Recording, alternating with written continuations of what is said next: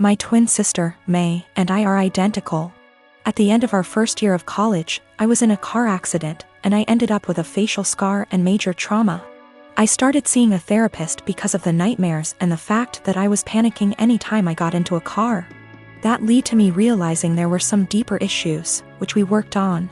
As part of that work, I got a physical.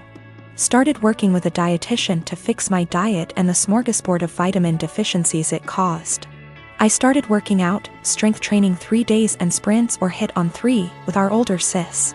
By the end of our first year of college, we had each gained about 30 pounds. By the end of the next year, I had lost half of it, but I was smaller at 134 pounds than my previous 120 because of the muscle mass. And that's been my size for the past half-decade. I found a new beautician, and she gave me long layers to make my natural curls be curls instead of waves of frizz. I always wanted but that my old one said would look bad and refused. I stopped bleaching it and let it go its natural dark blonde / light brown. I stopped spray tanning. Again, that's been my look for the past 5 years. I live in a rural area, and the internet isn't great. Things like FaceTime just aren't options, and I can't post a lot of pics on social media /see of it.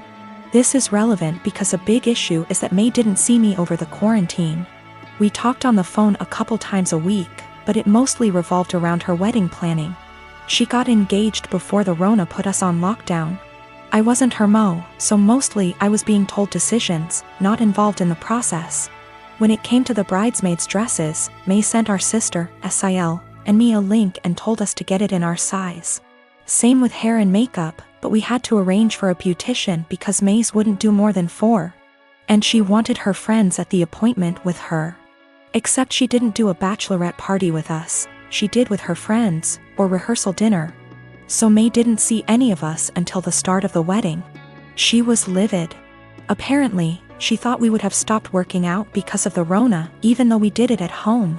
Or that we would have stopped when she announced her engagement, so we didn't upstage her. She was mad because I didn't try to hide my scar and didn't tan, thought it would be implied. She made several snide remarks before throwing a drunk temper tantrum at the reception, basically accusing the 3 of us.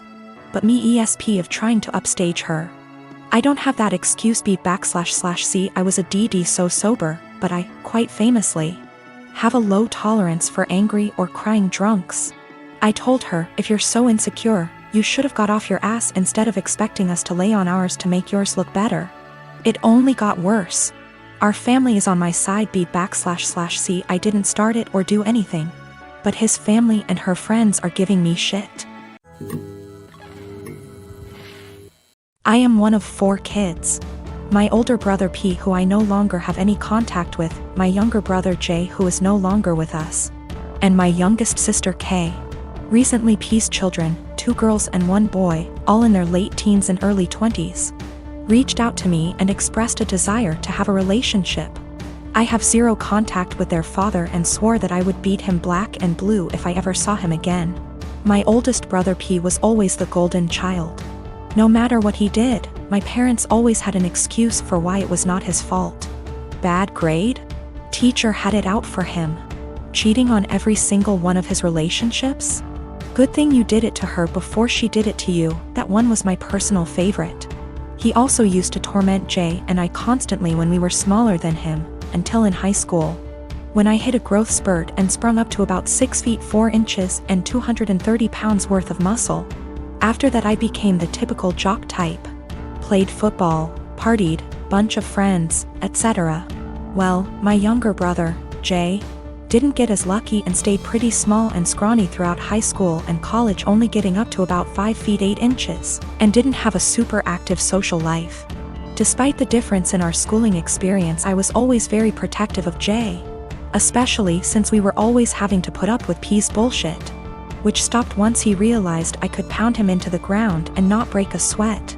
As he was also a lot smaller than me at only 5 feet 10 inches. Not much to say about Kay. She was a great younger sister and P didn't dare mess with her or he would incur the wrath of our mother. So, in the late 90s, Jay met his first real girlfriend, A, and was over the moon about her. He spent every spare moment with her, and when he wasn't with her, he would do nothing but gush about her. I had never seen him so happy. Well, one day, he comes to us, all smiles, and announces that A is pregnant and they are expecting. The mood quickly turned, however, when a week later it came out that A had been cheating on J for the duration of their relationship, with our older brother P. This broke my brother, and of course P, being the golden shit that he is, didn't even get a disappointed glance from our parents. To this day I have never seen someone look so broken as J had looked the last time I saw him. I believe his heartache was only compounded by the fact that my parents basically told him to get over it and be happy for our brother. Well, about a week after this revelation came to light, J took his own life. I had never been so sad and angry at the same time in my entire life. Sad that I would never see my brother again, and the pure rage of knowing that this was my brother and parents' fault. During the funeral, P walked in with A and I saw red. Thankfully I had other family there to stop me from doing anything stupid, but I told P that if I ever saw him again, I would kill him. Shortly after that, I cut contact with 90% of my family, with the exception of K and a cousin I had always been close with, because everyone except them wanted to make excuses for my parents and P. Even though my sister was just as crushed about J's death as I was and was angry for a long time. She and her then boyfriend, future husband, hit a financial rough patch after graduating college and were forced to move in with our parents. Due to unrelated drama at the time, they couldn't stay with me. So my sister stayed with them for several years, and over that time their relationship improved, and even though I wasn't thrilled at the time, I understood. She still doesn't really have a relationship with P, but is cordial if they meet. I don't blame her, because our parents did a lot for her and daughters love their cousins. So I didn't want to put her in that kind of position of choosing. I never had any kids, and truth be told, I never wanted any. I much preferred the role of the fun uncle. K met a great guy and had 2 daughters, who I absolutely adore. P had 2 more kids with A before cheating on her and splitting, and I've never met any of them. My parents have tried to make contact a handful of times, but I always told them to kick rocks. So last week, I'm chatting with K's daughters, 19 and 17.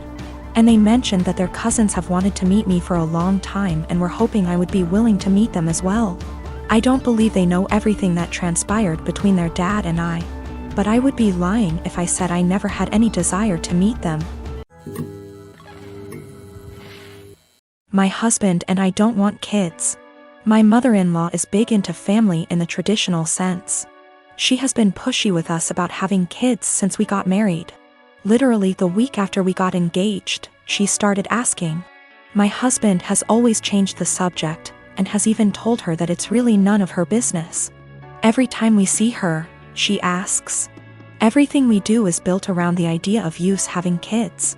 3 years into our marriage, my husband said we might not even have kids and mother-in-law would not hear it. At year 4, husband had a vasectomy and I had a tubal. So this weekend we were all at their home enjoying some barbecue and drinks and everything. When I get up to grab a beer, my mother-in-law asks me if maybe I should drink water instead, because wink wink nudge nudge. You never know.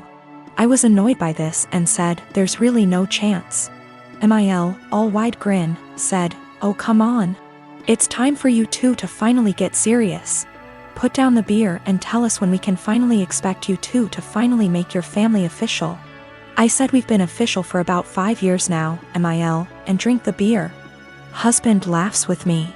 Mother-in-law gets more annoyed and says, you won't be real, last names, until you bless us with babies. Husband repeated. After about 15 minutes of the usual comments, I finally snapped and said, husband got snipped. I had my tubes tied. We're not having kids. You need to stop bringing it up. Period. Well, I thought I started WWII. She started crying and stormed off. Family looked at us with disgust and stormed off to comfort her. We left. Party kinda ended. The social media bullshit started shortly after. Vague posts, links about how motherhood is a woman's greatest calling, listicles about how unhappy childless women are, etc. Some meme about how I guess I wasn't a good enough mother and won't be graduating to grandmother. It's obnoxious to the point that I just muted all of them. My mother-in-law finally called me this morning and told me that she was willing to put this all behind us if husband and I came over, and listened to her reasons that we really need to have kids. I told her no, that we are tired of her pushing this on us, and then she said, "You two aren't prepared to be real, last name S. I'd like a refund for what we paid for the wedding." It wasn't that much. It was like $400 for the rehearsal dinner. I hung up on her. When recounting this to my friends, a few of them said that I was the asshole here for dropping it like that. But I don't think she was ever going to drop it if I didn't finally make a serious, direct comment about it. So I am 22 years old. I don't have much knowledge about finances and stuff as I still live at home as I'm at university. I do however pay my parents about £300 a month rent, I pay my own phone plan, buy material stuff I want or need, pay out for other services like for music or whatever, and try to put as much as I can in savings whilst still keeping enough in my main account for day-to-day purchases. Currently, I am saving up for driving lessons and hope that if I pass decently, I can use some of my savings towards getting a car. I'm in my final year of uni, so I'll be done and able to work full-time when all this happens. I also decided to get a credit card so I can learn how to manage credit wisely and build some up. My credit score is good for someone of my age and circumstance, but obviously it's nothing great in comparison for other stuff. I should point out that at most I only plan on using this card with a total adding up to £100.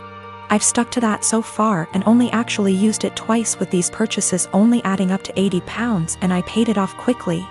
I do not plan on exceeding my limit anytime soon, as I've heard far too many horror stories of people just using their credit card too much cause it was handy and getting into debt.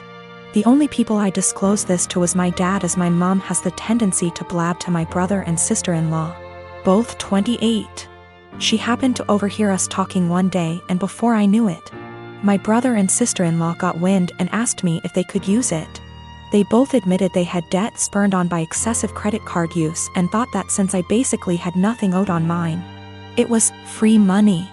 I told them quite politely that I was really uncomfortable with that idea and that I would owe the money and I can't magic up that kind of money. Things went quiet until a few days later they both turned up at the house. They were nice to start with, but basically started demanding I let them use the card, and they tried to manipulate my mother into guilting me into doing it. I got really angry, and when my brother said I owe it to them because they used to babysit me up until a couple of years ago, I laughed in their faces and walked out. When I came home, I learned they tried to manipulate my dad and he kicked them both out. My mother then tried and he told her to go too, and she is currently staying with my brother and Sil. The only person on my side is my dad, who tells me they're all trying to take me for a ride and they're trying to manipulate me cause I'm young and they think I'm vulnerable. My brother, sister-in-law and mom on the other hand think it isn't a big deal letting someone else use my card. It's really messing with my head, and I just want everyone to stop being in an argument